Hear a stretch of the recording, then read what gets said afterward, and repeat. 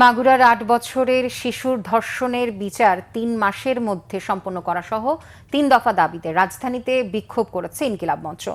রোববার বিকেলে রাজধানীর জাতীয় মসজিদ বায়তুল মোকাররমের উত্তর গেটে বিক্ষোভ পূর্ব বক্তব্যে এই দাবি জানান ইনকিলাব মঞ্চের মুখপাত্র শরীফ ওসমান বিন হাদি। বলেন, দ্রুত বিচার ট্রাইব্যুনালের মাধ্যমে ৯০ দিনের মধ্যে ধর্ষকের বিচার সম্পন্ন করতে হবে। তবে এ সময় তনু মুনিয়া হত্যারও বিচার দাবি করা হয়। বক্তারা বলেন, ধর্ষিতা স্কুল কলেজের ছাত্রী, যাত্রাপালা মঞ্চের মেয়ে নাকি মাদ্রাসার শিক্ষার্থী সেটি বিবেচনা নয়।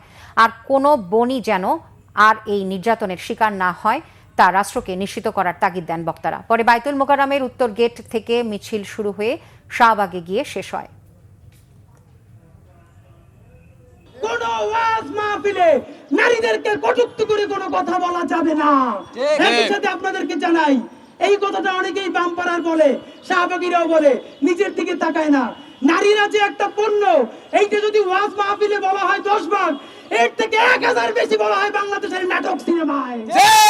সুতরাং নাটকে, সিনেমায়, বিজ্ঞাপনে, পোস্টারে নারীকে ভোগ্য পণ্য হিসাবে প্রদর্শন করা বন্ধ করতে হবে। দ্রুত বিচার ট্রাইব্যুনাল চাই, ৯০ দিনের মধ্যে নিষ্পত্তি চাই এবং আসিয়া, আমার বোন আসিয়ার জন্য দ্রুত মামলার কার্যক্রম শুরু করতে হবে।